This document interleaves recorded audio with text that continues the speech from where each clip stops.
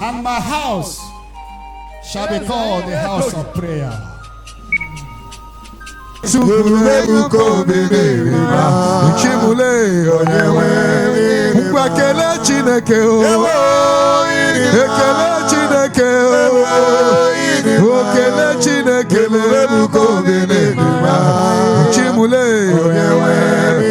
Abatobi wobeye, Abatobi wobeye, Abatobi wobeye, Chimule, Umuwaye kelegio, Adiche kelegio, Oyaije buamuma kobene, Chimule, Jesu nare kelanye, Umwari boti tanye, Ribe kelanye, Chimule, nare kelanye, Riboti tanye, nare kelanye, Chimule, isim nandi kanu,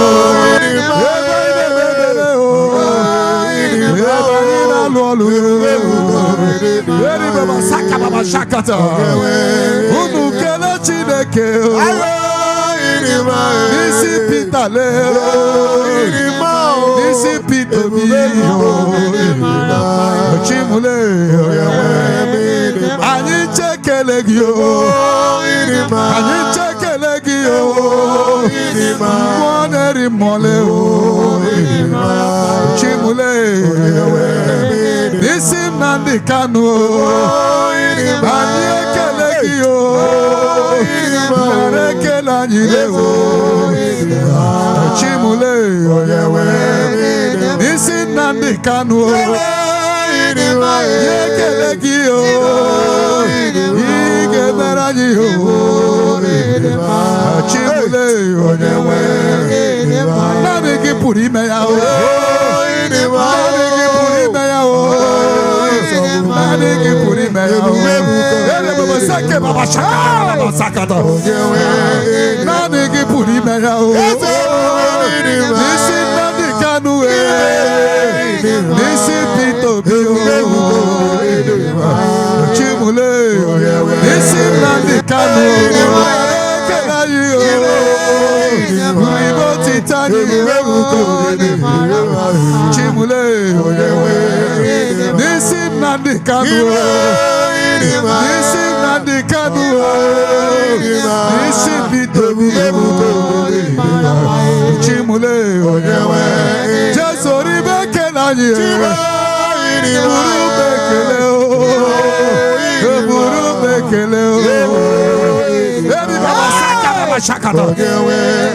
Ani chekele ya o, isi na dikanu, wagi nona mboro, eri baba saka katole baba, unu kela chineke o, wagi nona mboro ewo, eri wekulie nukulie, eri baba saka baba sokoto chana mama, eze kulie no geruola o.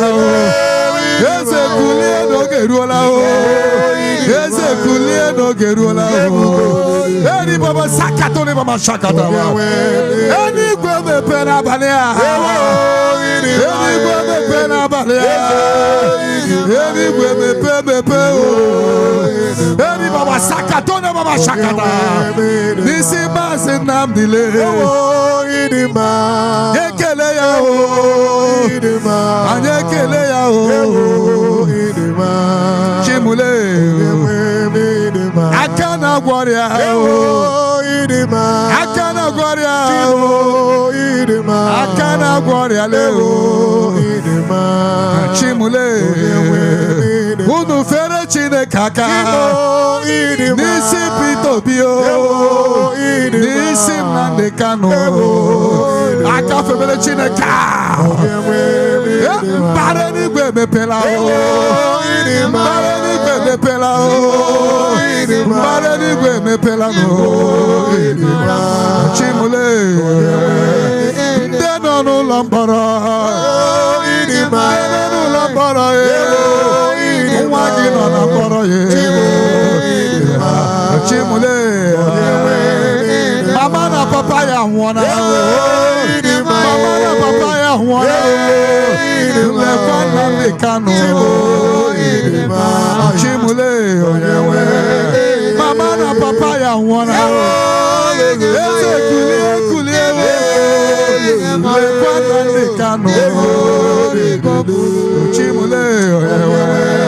Ebubele kwana mikano.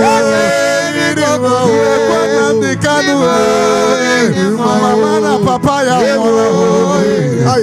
Chimule. Kambara ni gwe mepe o. Kambara ni gwe tikala o. Ebubeli beke la jibe o. Chimule. Yo no do me tugi o. Ono to ya me tugi lo. Ono to ya me tugi lo. Ani mama sakato chekita. Ekwele ka wage wana para. Ekwele chukwe kumekiye. Ekwele ka wage wana. Ebi baba sakato na baba shakata. Ekwele nu ka wana para. Chukwe ekwele.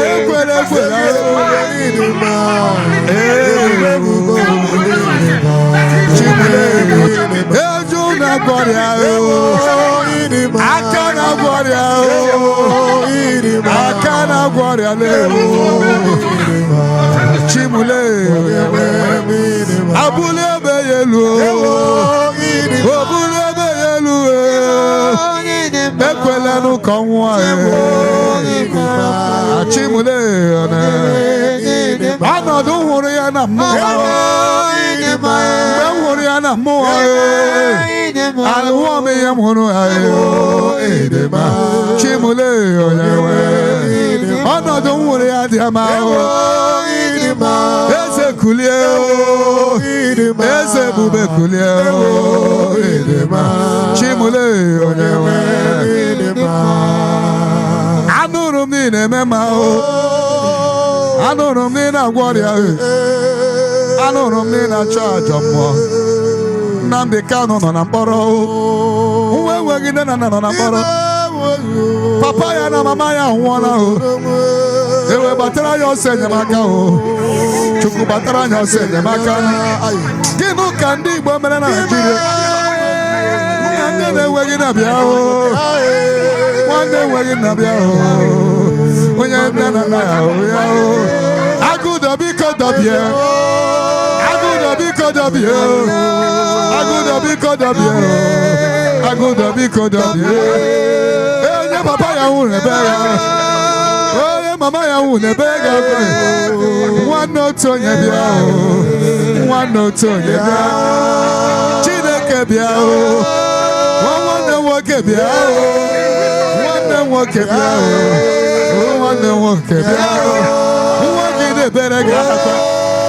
One yo bere chacha. Batara nyo senyamaka o. Batara nyo senyamaka o. Owego nyege kuru ya no. Owego nyege kuru ya o. Owego nyege kuru ya o. Owego nyege kuru ya o. Papa ya wana no. Mama ya wana o. Owego nyege kuru ya no. Ige kwenu ka nwa ge we nwa. Ige kwenu ka na de nwa. Ige kwenu ka nwa ge we nwa. Ige kwenu ka nwa ge we nwa. Ige kwenu ka nwa ge we nwa. Bala ni gwe bebe o. Ka ulo mbaro mepe siano. Wane woke bia o. Wane woke bia o. Ige kwenu ka nwa ge nwa. Owego yege kuru ya o. Owego yege kuru ya o. Owego yege kuru ya o. Owego yege kuru ya o. Owego yege kuru ya. Owego yege kuru ya. Owego yege kuru ya no. Eze bube biko kulenu. Eze bube kulenu. Eze bube kulenu. Eze bube kulenu. Ani chane berega kwa. Ani chane berega kwa. Ani chane berega kwa. Ani chane berega kwa. Uwe gine ne berega kwa. Uwe gine ne berega kwa. Uwe gine ne berega kwa. Uwe gine ne berega kwa. Nandi ne berega kwa. Batara yo senya makao. Batara nyo senya makao. Batara nyo senya makao. Ogi buna yi werano. Isogi buna yi werano.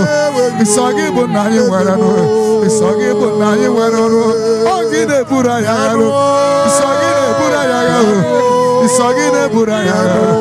Isogi ne bura yaro. One woke biao. Eze bu baby ao. Eze bu baby ao. Eze bu baby ao. Mansi ne berega ko. Onye jeji ne berega ko. Ki wa mari ya biao. Ki wa mari ya biao. Isogibu onye nwere o. Chineke na lete maganya. Yukume kwela muaberemo. Eze sogibu onye nwere chukoma o. Chineke na lete maganya. Yukume kwela muaberemo. Eze sogibu onye nwere o. Chineke na lete maganya. Chukume kwela muaberemo.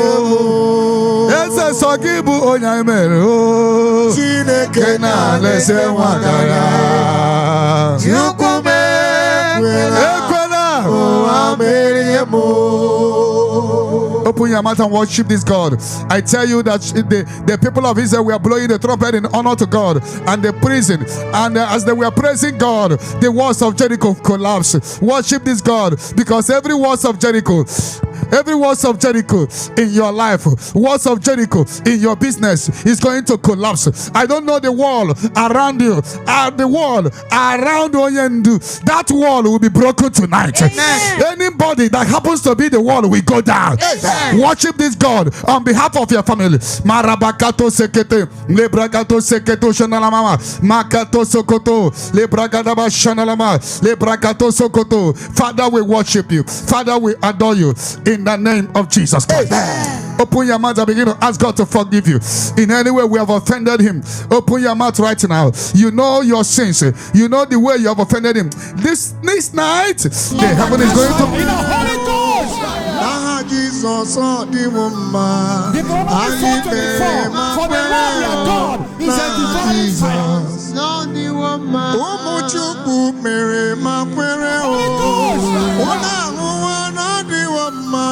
Deuteronomy 4:24.